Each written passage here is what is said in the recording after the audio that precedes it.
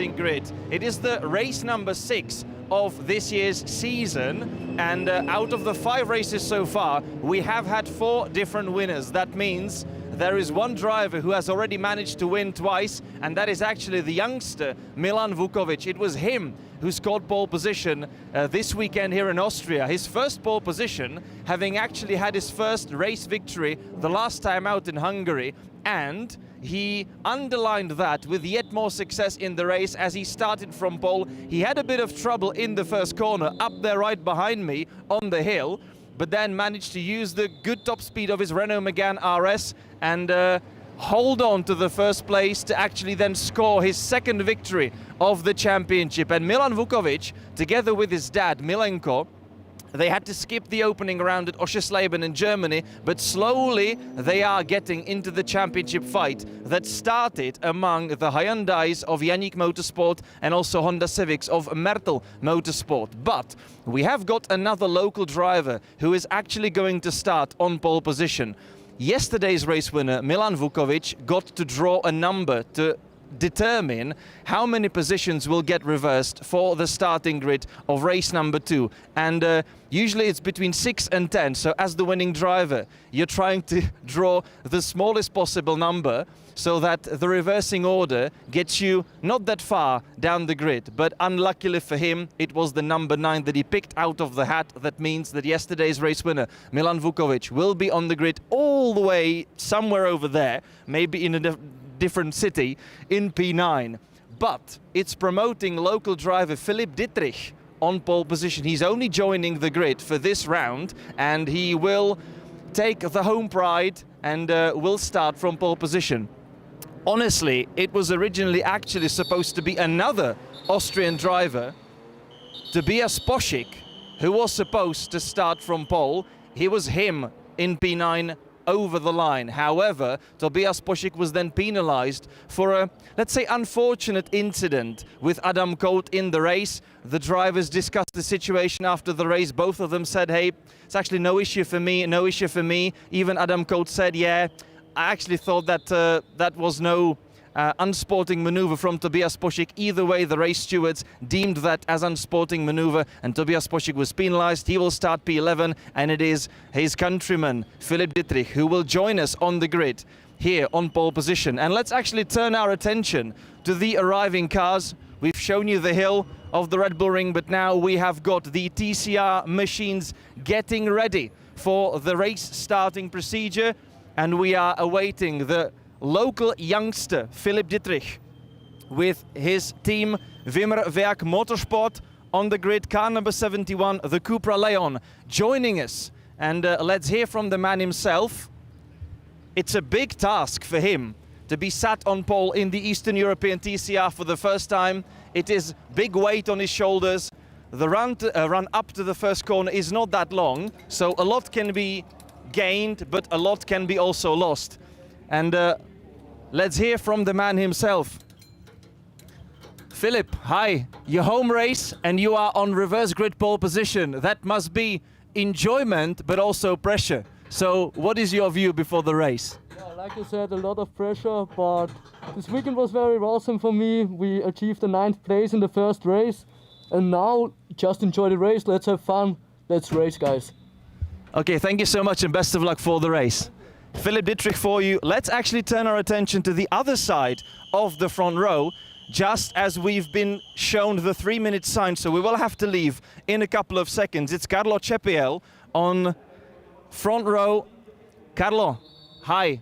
You are again on the front row. The previous race wasn't the best for you, and you are carrying 30 extra kilograms in your car. It's a big uphill, downhill track. What are your expectations having started or starting from the front row? Yeah, I'm very focused on the good start, and yeah, this race is not be easy, but I do my best. Thank you so much and enjoy. Best of luck for the race.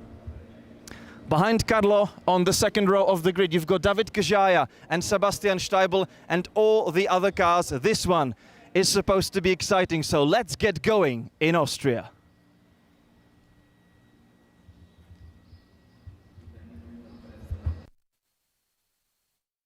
Hello ladies and gentlemen, I'm Tobias Boschik, Austrian racing driver, driving for Aditis Racing in the TCR Eastern Europe Championship, and today I'm going to show you around my favorite places of the Red Bull Ring.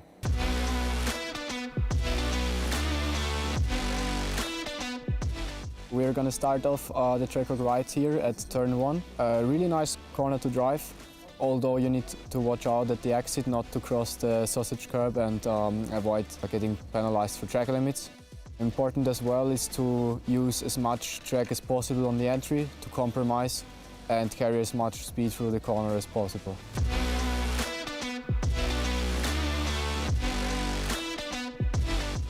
We just arrived at turn 4, a really nice but difficult corner at the same time. The braking area is downhill all the way and the apex as well. So you really shouldn't miss your braking point, otherwise it will get difficult to hit the apex properly and get a good exit. So here we are now at turn 10, the last corner of the track. It's a very unique turn because you will never find something similar on any other track. It's very special due to its compression right in the middle. You have to hit it absolutely perfect, otherwise you will go wide on the exit and get the track limit penalty. And the entry is important as well. You need to watch out not to lose the rear, because the first steering input into the corner is on the curbs on the outside, which makes the car very unstable on turning. So those were my favorite places at the Red Bull Ring. I hope you guys enjoyed. See you in the race.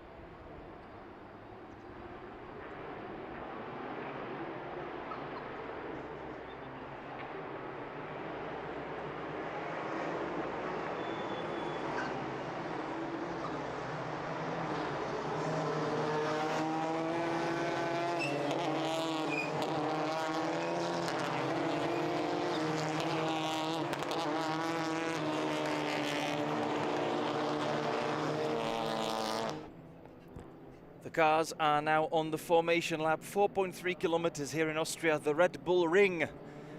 Small but beautiful track in the scenery of the Styrian Mountains, and yesterday was sort of overcast and cloudy with the immense, well, let's say with the rain always looming over the track, but then it actually did rain quite heavily after we finished yesterday's program, and that's why it was also wet for the first races of today's program. But now we'll see that the weather is just getting better and better, more beautiful, and the sun is out, the track is dried, and we are about to have a proper blast around this circuit. We've got a lot of cars on the grid, so we are in for an exciting end of the morning sessions, and right before the lunch break we are about to have a proper race of the Eastern European TCR, and we are very, very happy that you're together with us here today for the race number 2. Philip Dietrich on pole position for the first time in his career for the Eastern European TCR. Alongside him, Carlo Ceppiel, row number 2, David Kajaya and Sebastian Steibel. Row number 3, that's Giacomo Germandi. He's doing well this weekend, and alongside him, Matteo Homola, still the championship leader, but carrying 40 kilograms on a track where the ballast is really not something you want to have, because there are big uphill climbs. That's not gonna do him any favor. Then in P7, Milenko Vukovic, and P8, car number 8, René Kircher from Mertel Motorsport. That's currently the biggest championship challenger to Matteo Homola. He reduced his gap to the leader to the bare minimum, so it's going to be quite exciting. Matteo Homola, of course, as I mentioned, carrying the extra ballast. Milan Vukovic, yesterday's race winner in his Renault Megane with the yellow headlamps in P9. Alongside him, Petr Čížek, still waiting for his first victory in the Eastern European TCR. 11th place, Tobias Boschik in Aditis Racing's Audi RS3. Alongside him, Croatian star Žarko Knego, row number 7. That's Adam Kout. Also unlucky in yesterday's races. He dropped down the order, and he is also, just like his teammates from Yannick Motorsport, carrying ballast. 30 kilograms it is for him, sitting underneath the passenger seat, well, basically instead of the passenger seat in his car, in his Elantra. And row number 7 completed by Petr Fulín Jr. Behind them, Dominik Haselsteiner, Antonio Citera, Adam Řepecký, Vít Smejkal, Sebastian Kolakovský, Ivar Svalers, Petr Gross, and then Radim Adamek, who had technical issues in yesterday's race, did not finish, but now he's lining up with the rest of the pack for the start of the second one.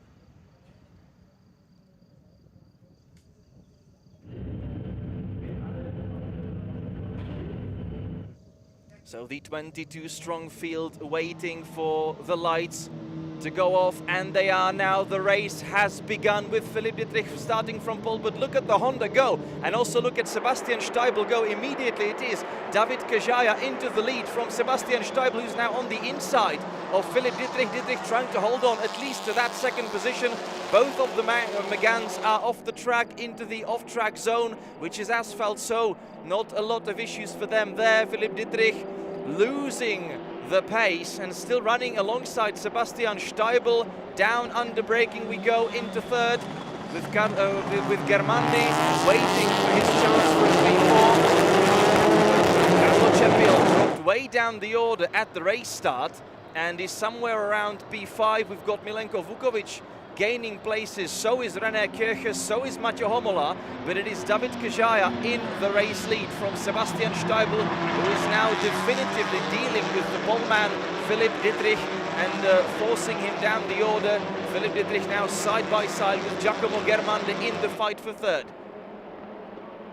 So there's the Aditis Racing's Audi in second. Behind him Dietrich. He has withstood the pressure from the Italian man. And then you've got the two Vukovic Motorsports Megane sandwiching one of the Yannick Motorsports Elantras. Should be Carlo Cepiel. I beg your pardon, the live timing screen still somewhat sleeping.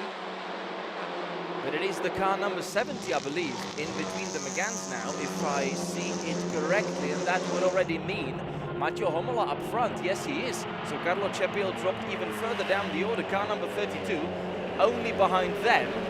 And not only them, but also there is René Kircher in the mix. So we have got David Kajaya leading from Steibel, Dietrich in third, Germandi in fourth, Vukovic, and that's Milenko Vukovic actually up front, the dad, Matej Homola in sixth, and then Milenko's son Milan in seventh, René Kircher in eighth, and Giacomo Germandi trying to line up for a move, but he was a little too far behind. Lock up into the corner from David Kajaya, Adam Petrovsky choosing an extra wide line through turn number 3. No bigger incidents on the opening lap. Petr Fulín, just like yesterday, losing places at the start, and he has dropped down to 15th for the moment. Adamek has dealt with the locals, with Petr Gross, and gained one position at the start. So has Vít Smejkal, so has Ivar Svalers. We've done the first 3 minutes, so the order is set for the beginning of the race, and still quite a lot of work up and down the order to be done to do something about their respective positions. There's a lot at stake for the championship development, which will, with this race, actually complete the first half of the season. Then we go into Slovakia and twice to the Czech Republic. Over and at the end of the summer period. Giacomo Germandi lining up for another move, and he's so late on the brakes, he completely missed the first corner, and he has to go off the track, and still keeps the... No, he's letting Philipp Dietrich back through. So Giacomo Germandi admitting that that was not the way to get ahead of your rival. He was really late on the brakes, dived long the first corner, but now Philipp Dietrich outbrakes himself and leaves the door open for Germandi, but he didn't really manage to squeeze his car on the inside, and at the same time he's actually having to defend hard from the Megane of Milenko Vukovic. Maťo Homola staying sandwiched between the French cars. Actually Swiss-built and developed French cars. Kajaya has already opened up a nearly 1.5 second lead. Cars number 14 and 25 under investigation for false starts probably. Yeah, jump start, and that's Petr Čížek and Tobias Posching running in 10th and 11th, pretty much keeping their places from the start, so no progress for them, and yet they are being now investigated by the race stewards. In the meantime, Milan Vukovic is exploiting the superior top speed of his Megane to move himself ahead of Maťo Homola. That was Dominik Haselsteiner completely off the track behind Adam Koltin in front of Žarko Kniego, so that was the other Wimmer Werk Motorsport Cupra, the other one still holding on to third on his home soil. But the race is still going to be quite long, and this is going to be a lot of work for the young Austrian.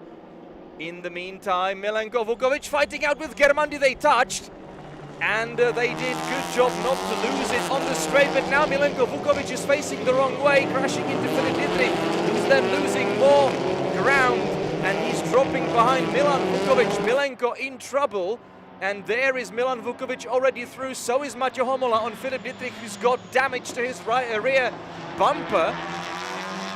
He was collected in that clash, and Giacomo Germandi, as a result, is also driving slow as something happened between Germandi and Milenko Vukovic. They touched running up along the straight into the third corner, and very nearly got spinning.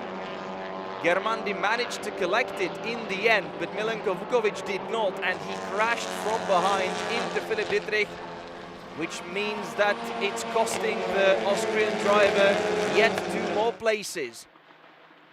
And look at Sebastian Steibel. He's decided that David Kajaya's Honda Civic is not going to be faster today. So he's reeling him in, but the safety car is now out for the stricken car of Milenko Vukovic in the third corner.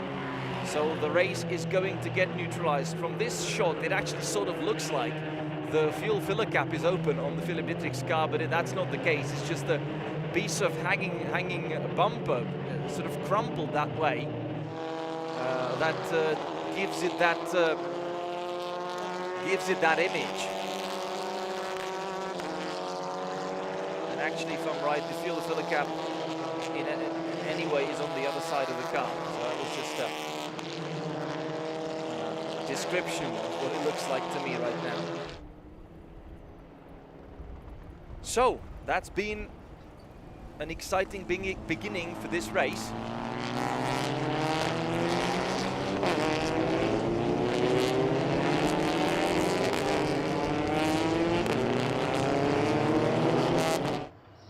We have got David Kajaya, a man with huge experience in the motorsport and also on the TCR racing bill. He is now followed by Sebastian Steibel.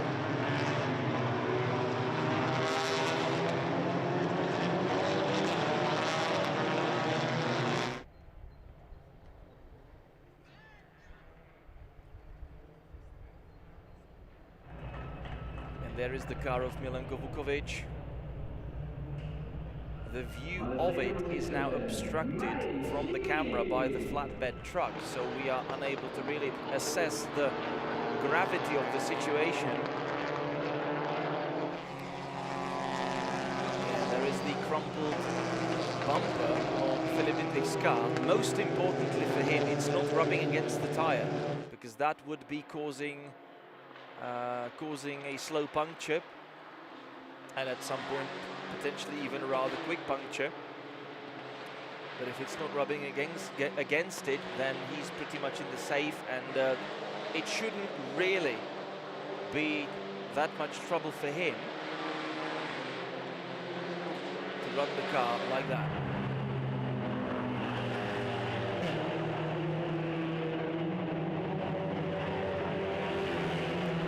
So, Tobias Poschek is in the clear now. The investigation has not found anything against the regulations. That means that the Ankelstrand's start was all okay. He is now in 10th place, having gained one position, of course, courtesy of the retirement of Milan Vukovic. Let's see that again. Yeah, Philipp Dietrich was just so lucky to escape that. I mean, yeah, he did lose 2 places, but that could have been a far, far worse one. It sort of brings back memories of last year. There was a terrible accident between Karol Wittke and Radim Adamek exactly on that spot. And Karol Wittke completely missed the braking point and crashed into the side, sort of T-boned Radim Adamek. That was a big, big shock. Both tried to escape that.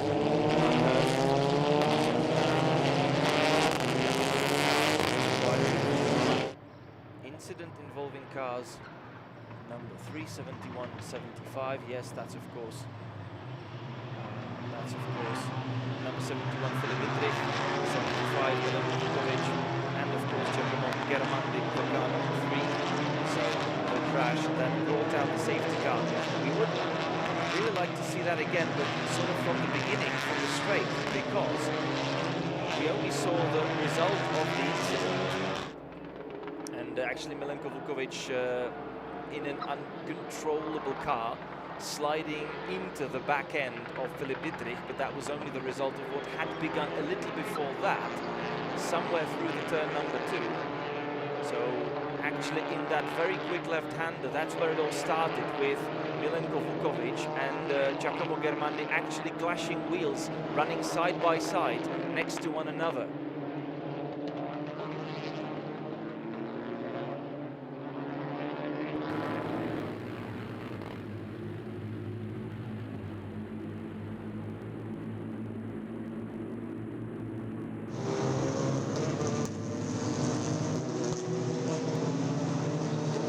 That was the result of the incident.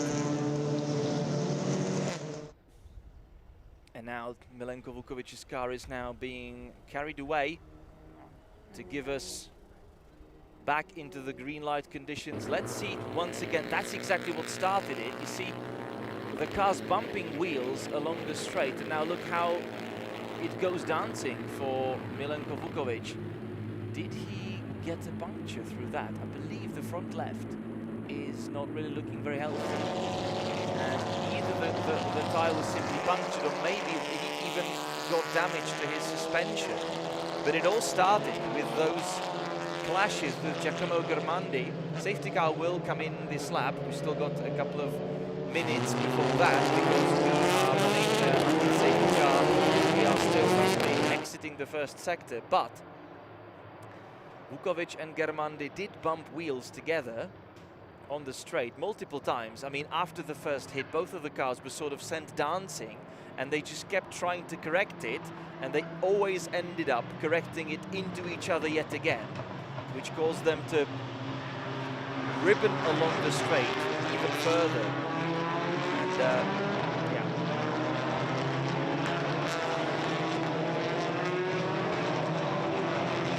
It appeared that they bumped rear wheels, then front wheels again, and in the end both actually managed to collect it, but something was already wrong on Milenko Vukovic's car, and as he jumped on the brakes, the car simply ran away from him, snapped away from him, and he was sent spinning into the car of Philipp Dietrich. So the safety car will come back into the pits now, and it is David Kajaya still in the lead of the race from Sebastian Steibel, Milan Vukovic in third. We do know the top speed advantage of the Megane, So is Milan going to do the same thing again? Is he going to use it to his advantage? There we go. Green flag being waved. Sebastian Steibl choosing a rather unnecessarily tight line into the last corner, and that's now dropping him into clutches of Milenko Vukovic at the restart. Also Philipp Dietrich under pressure from René Kircher. And we are fighting into the first corner. Kajaya holding on to the lead from Steibl, Milan Vukovic, then Maťo Homola, Philipp Dietrich, and René Kircher behind him. It is Carlo Cepiel and Giacomo Germandi, and then to top the top 10 it is Petr Čížek and Tobias Pošík. So there we go into third. Steibl getting closer again to David Kajaya. Dropping behind a little bit, Germandi wide out of turn 3.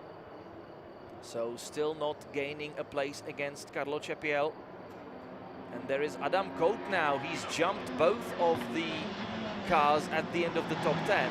So Adam Kout has got himself ahead of Čížek and Pošík. Pošík now also gaining one place. There is yet more bumping between the two groupers of Dominik Haselsteiner and Petr Čížek. And Čížek's in trouble. He's not really getting going again. Finally, he gained some meaningful speed, but he's lost a couple of places. He's behind Pošík, behind Kout, behind Haselsteiner, and in the clutches of Petr Jr. And there is René Kircher lining up for a move on Philipp Dietrich. Down the inside he goes into the penultimate corner, and the German driver is now through.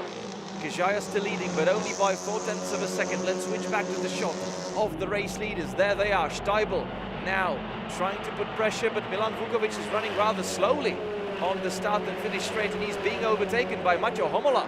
This is crucial for Maťo Homola because this will mean more points for his championship challenge, but so is now his challenger, René Kircher, and Milan Vukovic is indeed in trouble. That Megane is not really going very fast. That's not the top speed we know from the Megane, and Milan Vukovic is now dropping down the order like a stone into the pond, and he might retire from this race. Something's not very right in the world of Vukovic Motorsport.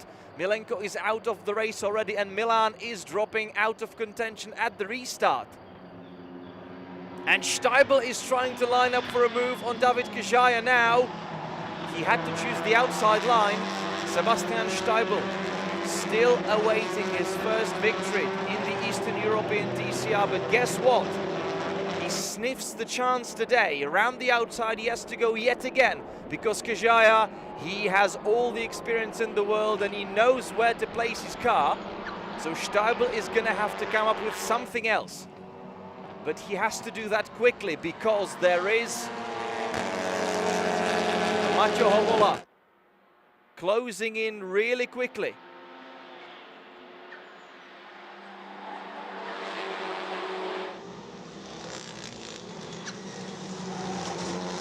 Maťo Homola, even with the basket of bricks sitting alongside him, is getting closer. So Steibl now trying to slipstream behind Kajaya. No, he's going to leave it for the run up to turn 3. That's smart. But he missed the apex a little bit. That's going to drop his advantage a little bit yet again. But he's still slipstreaming behind the Honda, with the Hyundai getting closer, and the other Honda as well. So now is the chance for Sebastian Steibl. Is he going to go for it? No. He was a little too far behind. But now into fourth. That's where it could all work out. Sebastian Steibl still right behind Kajaya. Maťo Homola very close behind them, appearing in the rearview mirrors. What is Sebastian Steibl going to do now? Is he gonna dive down the inside? No, still remaining behind Kajaya. Staying patient, but now he's trying it. Ooh, but Kajaya was expecting that switch back. You will not dummy Kajaya so easily, mister. But now he's trying to do exactly the same thing between the two left-handers. Kajaya still holding on to it.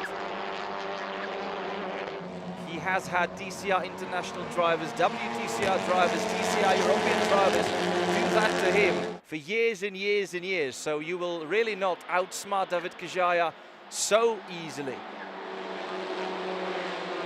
There they go through the remaining two right-handers and back onto the start and finish straight with 6 minutes and something left on the clock now. And we have got the top four closely together. So this is still anybody's race. Sebastian Steibel really close behind. Kajaya is giving him a kiss from behind. But they keep moving. And they are now running up the hill. Mathieu Homola has not really got himself in the mix, and he's now having to actually start watching his mirrors, because there's René Kircher, his championship challenger. Kajaya covering the inside line from Steibel. Steibel's trying for the switchback, but he had Homola on the inside. He couldn't really switch back so aggressively as he probably would have wanted. Philipp Dietrich still holding on the pressure from Carlo Cepil, but that's somewhere in the background. Steibel around the outside. He will now try the switchback again on the Honda. Is he or is he not? The heavy Hyundai is really not getting as close as Mathieu Homola would need it to. Steibel has got the pace. Ooh, he's now collected a little bit of dust. He just wiped the dust off the stones in the gravel trap. He's really right on the edge with his Audi.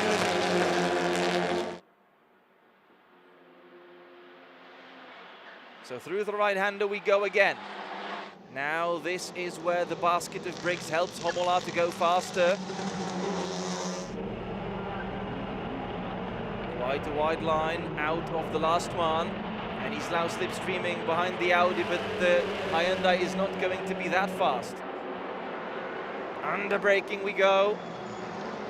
Maybe that's the key for Steibel, not to be that close to Kajaya into the first corner, but keep a little distance between them, between one another, for you to have a proper run through the first corner and then line up for a move. This is now shaping up to be a better attempt for Steibel. He's on the outside. Is he going to go for the switchback? He's got the Yannick Motorsport Hyundai on the inside. Another touch. Kajaya really stayed on the inside line, glued to it. He knows full well what Steibel wants to do. Steibel is going to come up with something else. He does have the pace to do that. But Kajaya has got the brains and has got the experience. But this is properly exciting in the second Eastern European TCR race. That one is a good one. We've still got 3 minutes and 15 seconds left in it.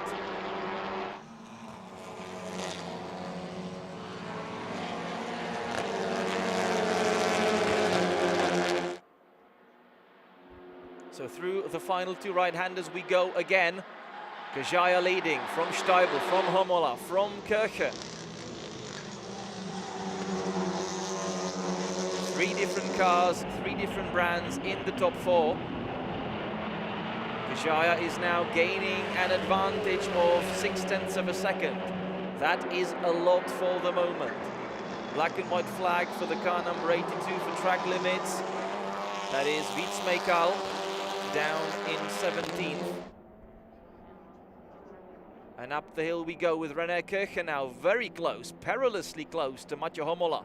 That one is for the championship lead, actually. Yeah, but what happens in that fight? This is Philipp Dietrich defending from Germandi, and Gold attacking Cepil.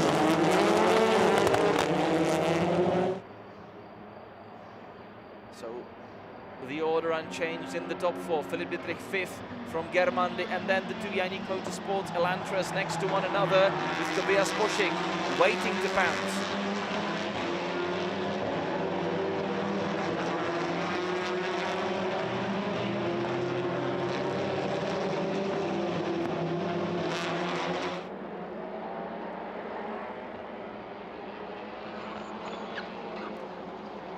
Philipp Dietrich holding on to it. Okay, but 1.5 minutes left on the clock. Let's get back to the action for the race lead. David Kajaya is now holding that key tiny little advantage. It just puts a little bit of breathing space for him.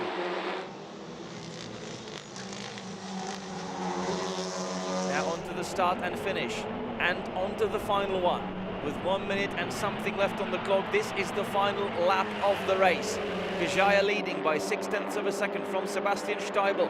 Maťo Homola third, René Kircher in fourth. The whole top four is now covered by just something over 1 second, 1.3 seconds.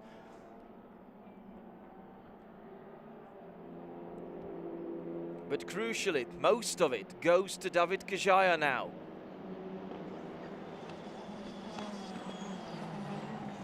Steibel needs to get a good one out of turn 3 to get any realistic chance on David Kajaya.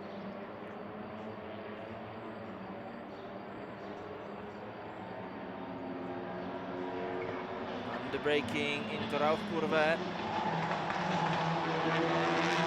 Down the hill we go. A tiny little mistake from Kajaya exiting that corner.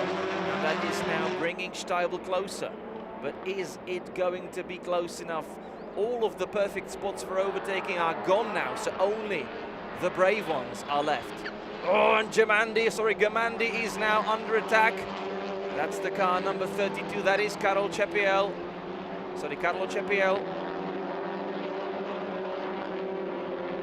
Carrying those extra kilos, but let's switch back to the race lead because this is it, the time is up. And David Kajaya bringing all that experience to withstand the immense pressure of race 2 in Austria. And David Kajaya takes it home to score his first victory of the season.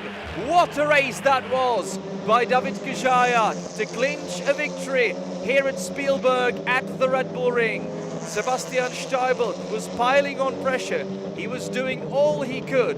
And it was a beautiful race from the young German as well, but he couldn't find the recipe to outsmart the experienced Georgian that stayed ahead of him. And David Kajaya takes a victory away from Austria, from Sebastian Steibel. Maťo Homola comes home third, and he only had a lead of 2 points over René Kircher coming into this race, and 40 kilograms sitting needlessly alongside him. That was really putting him in trouble in all of the uphill sections and all of the top speeds. But Maťo Homola himself also having great experience and knowledge and talent, make no mistake. And he withstood that immense pressure from René Kircher to extend that lead yet again. Because if he'd lost it, then René Kircher would have moved into the championship lead. And as we are watching the highlights of race number 2, we get the chance to actually calm our voices a little bit. This was the most dramatic incident of the race that put Milenko Vukovic out of the race and Filip Dietrich off the podium, crucially, on his home soil. So that was an unlucky one for him. So David Kajaya victorious for the first time in the Eastern European TCR from Sebastian Steibel, who has done a great race, but that desired maiden victory still slipping through his fingers and not really coming to him today in Austria. But still, hats off to Sebastian Steibel. That was a properly good race from his side as well. Maťo Homola comes home third. Great race from the Slovakian driver as well. And René Kircher in fourth from Filip Dietrich. He had a great deal of bad luck in today's race. Quite a lot of drivers sort of teaching him a lesson of what it is like to start from that reverse grid pole. A lot of drivers sort of 0 for Vukovic.